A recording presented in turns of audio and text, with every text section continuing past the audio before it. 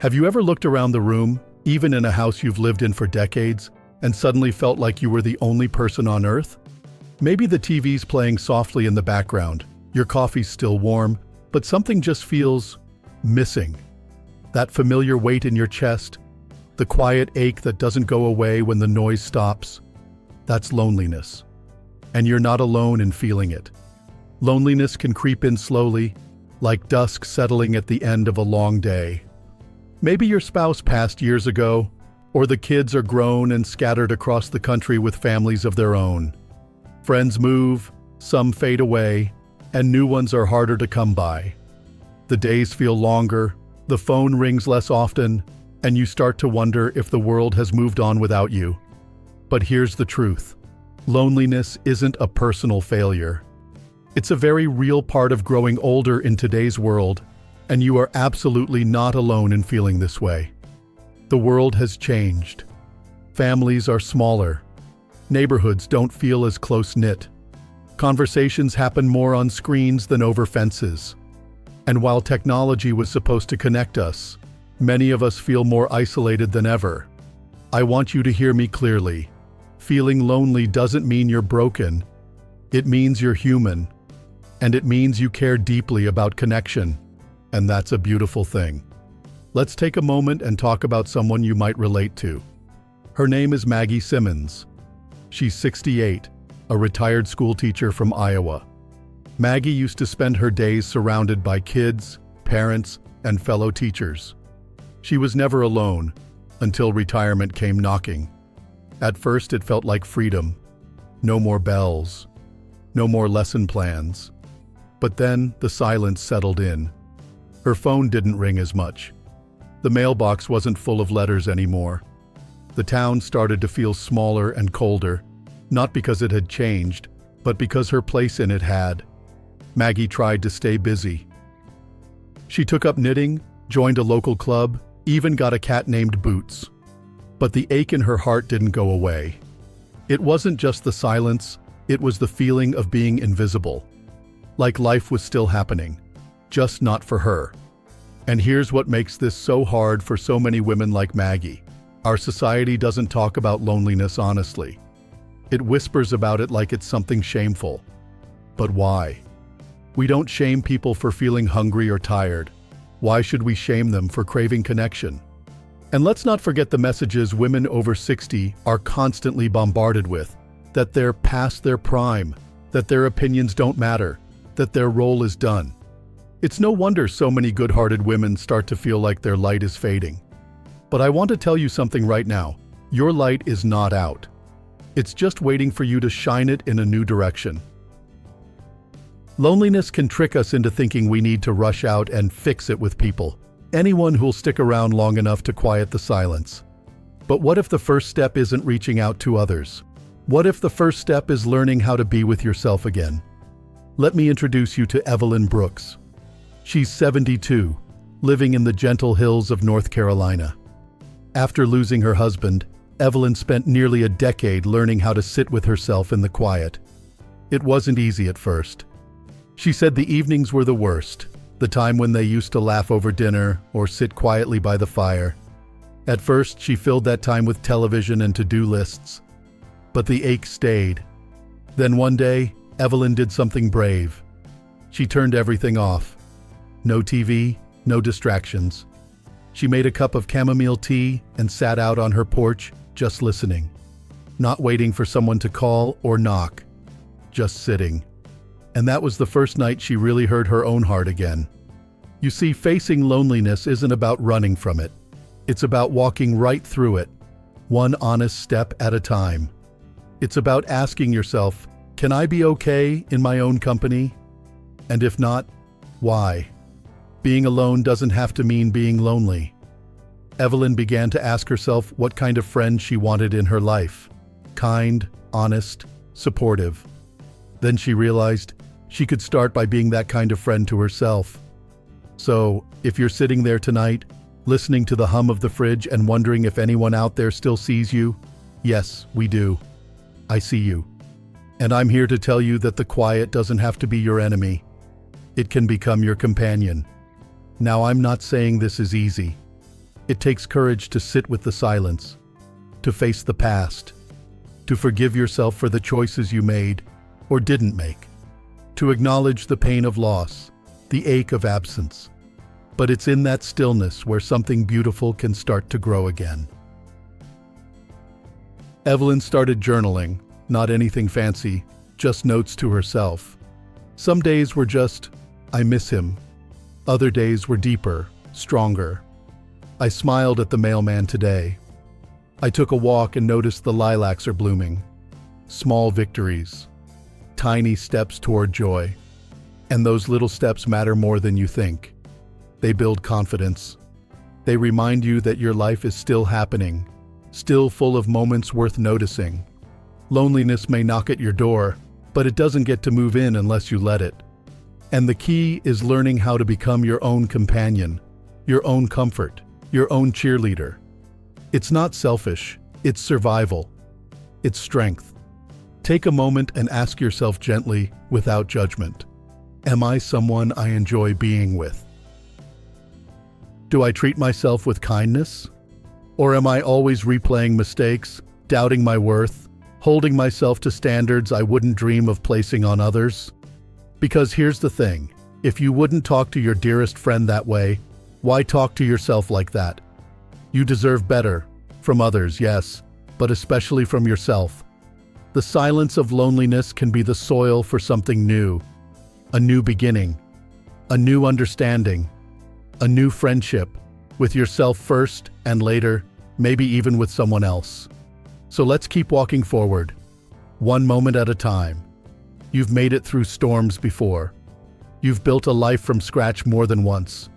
You've held families together, lifted others when they were down, and survived things no one even knows about. You're not done. Your story isn't over. There's still beauty ahead, and peace too. There's something powerful that happens when we begin to enjoy our own company. It's like finally realizing you've been looking everywhere for someone to make you feel seen, only to discover you've had the ability to see yourself all along. That's when the real transformation begins. Let me tell you about a woman named Loretta James. She's 65 and lives on the edge of Bozeman, Montana, with a small herd of horses and a stubborn Australian shepherd named June. Loretta used to think she needed someone else to help her feel whole again. After her divorce, she spent months trying to get back out there, attending meetups and signing up for dating apps she couldn't even pronounce. It left her feeling more drained than fulfilled. One night, after a particularly disappointing date, Loretta poured herself a cup of tea, kicked off her boots, and asked out loud, "What am I doing?" She looked around her home, the photos she'd taken herself, the handmade shelves, the books she'd read a dozen times. This wasn't a lonely life. This was her life. And maybe it wasn't missing anything. Maybe it just needed to be claimed. You see, society doesn't always know what to do with a strong, independent woman over 60. We've been told that our worth was in our caregiving, our marriages, our roles as mothers or wives or workers. And when those roles shift or disappear, many of us are left wondering, what now? But the answer doesn't come from filling the silence with someone else's noise. It comes from listening to your own voice and trusting that it matters. Loretta stopped trying to impress strangers and started nurturing her own interests. She learned how to mend saddles. She taught herself to grow tomatoes in the cold Montana soil. She joined a small local book club, just 5 women, all over 60, all tired of pretending they were fine when they weren't. And slowly, without trying, Loretta found her strength again. Not because someone told her she was valuable, but because she decided she was. And that's the moment you stop surviving and start living. Being an independent and strong woman doesn't mean never needing anyone. It means knowing you can stand on your own, even when the winds get strong. It means being your own anchor. And it means choosing relationships, not from desperation, but from abundance. You can still want connection, love, and laughter.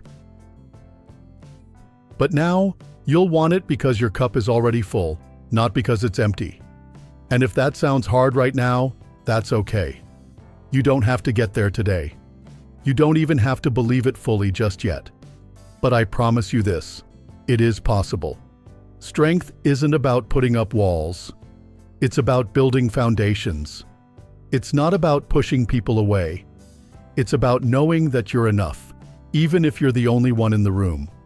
Now, sometimes when we start to find that independence, the world pushes back. You might hear things like, "Aren't you lonely living by yourself?" Or, "Don't you miss having a partner?" And those questions can sting. But they often say more about the person asking than about you. You don't owe anyone a performance. You don't need to pretend to be fulfilled or happy every minute. But you do owe yourself the chance to live truthfully, to say, "I'm still here, and I still matter." And let's be honest, independence doesn't mean doing everything alone. It means knowing how to ask for what you need and how to stand tall when no one's around to offer it. It means choosing peace over pressure and clarity over chaos. So if you've been waiting for permission to rebuild your life in your own way, this is it. Make the garden. Learn the dance. Travel alone if you want to. Redecorate the living room just for you. Hang pictures of memories that only you understand. You've earned the right to create a life that fits you, not one that tries to make others comfortable. And maybe, just maybe, you'll inspire someone else. There's a young woman watching her grandmother finally take that painting class, and it gives her courage. There's a neighbor who sees you walking the dog alone every morning and starts doing the same. There's a stranger in the grocery store who hears you say, "No thank you," with grace, and finally learns how to say it herself. You are more powerful than you know. Your life still speaks, even in the quiet moments, even in the absence of others. And the more you claim your independence, the more you'll realize. Loneliness doesn't define you. You do. But sometimes, when we've been hurt or dismissed or forgotten, it's tempting to react. To close the door completely. To declare, "I don't need anyone. I'm done with people." And I understand that feeling. Believe me, I do. When you've been overlooked or misunderstood long enough, the walls can feel like safety. But there's a difference between protecting your peace and shutting down your heart. Let's keep going, because this next part, it matters just as much as everything we've already said. Sometimes, when we've carried too much for too long, we start to believe that closing ourselves off is the only way to stay safe. That building walls rather than bridges is how we protect our peace. And after years, maybe decades, of giving, compromising, being overlooked or even betrayed, it might feel like the only sensible thing left to do. Barbara Caldwell knows exactly what that feels like. She's 70 now, living quietly in Arizona. But there was a time when she was known as one of the toughest lawyers in her city. She spent her life standing up for others, especially women and children. But when retirement came, when the noise of the courtroom faded and the spotlight dimmed, something unexpected crept in. Not sadness, at least not right away. What came was bitterness. A weariness that felt heavy, like she'd given all her energy to a world that hadn't given much back. She found herself withdrawing, not just from strangers, but from friends, from family, even from herself. "I've seen too much," she'd say. "I know how people are." And maybe she was right. But that truth came with a cost. The more she pulled away, the lonelier she became. And the lonelier she felt, the more she justified staying closed. You see, loneliness doesn't always start with sorrow. Sometimes it starts with defense, with pain, with disappointment.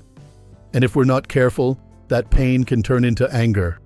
Not loud, dramatic anger, but the quiet kind that hardens the heart. The kind that convinces us we're better off completely alone, that no one is trustworthy, that connection is just a setup for more hurt. But here's the danger. When we let bitterness guide us, we stop healing. We stop growing. We shut out not just the bad, but the good. We confuse strength with rejection. And over time, we forget how to soften. Barbara said it best herself one day, sitting with her cup of tea, staring out at the desert. "I built my armor so well, I couldn't feel anything through it anymore. That moment of realization, that's what changed her. Not overnight, but it started a shift. She started saying yes to the smallest things. Lunch with her neighbor, a letter to her niece, a volunteer shift at the library just for a few hours a week. At first it felt awkward, vulnerable, even a little fake. But then she laughed one day, and it surprised her. She laughed so freely, it caught her off guard. "I forgot what my laugh sounded like," she said. And that was the moment she knew. It was still there. The part of her that could connect, that could trust again, that could be strong without shutting people out. This isn't to say that you should throw open your door to anyone and everyone. There's a wisdom in boundaries. But there's also wisdom in knowing when the walls have served their purpose and when it's time to let some light in. You don't have to prove anything. You don't have to rush. You don't even have to explain yourself. But you do have the power to choose again. To choose softness without weakness, connection without dependence, peace without isolation. And if you've ever been tempted to react with coldness because warmth hasn't been returned in the past, just know that bitterness might feel like control, but it rarely brings peace. You're allowed to feel angry. You're allowed to grieve the relationships that didn't work, the people who hurt you, the times you weren't valued. But don't let that grief freeze your heart. Because somewhere out there, someone could be waiting for a smile, a kind word, or even just your presence. And if you close yourself off completely, neither of you will ever know what could have been. Loneliness is real. It's painful. And sometimes it feels easier to stay lonely than to risk disappointment again. But life, especially life after 60, isn't about never feeling pain. It's about choosing joy anyway. About waking up each day and deciding that you're still worth showing up for. That your presence still matters. You don't need to fix everything today. You don't need a perfect plan.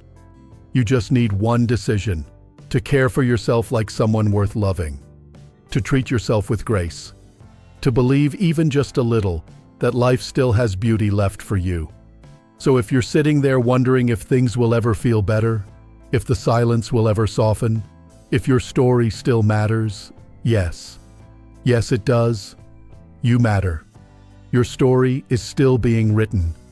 And even if the next chapter starts slowly, it's still a chapter worth turning the page for. You are not defined by who left, or what was lost, or how long the loneliness has lasted. You are defined by what you choose today. And if today you choose to breathe deep, to step outside, to make a small change, that's everything. Here's to every woman over 60 who has survived storms others never saw, who has felt the sting of solitude and kept showing up anyway, who is learning day by day how to sit with herself and maybe even enjoy her own company, who is willing, just maybe, to open her heart one more time. If this message touched something in you, let us know. Leave a comment. Share your story, because you never know who might need to hear it. And if this video helped, give it a like and subscribe to the channel Strong Elderly Life. We're building a space here for strength, softness, and honest conversation. Here's to living your best life, yes, even now, especially now. You are never too old to rediscover yourself, to build joy, and to find peace again.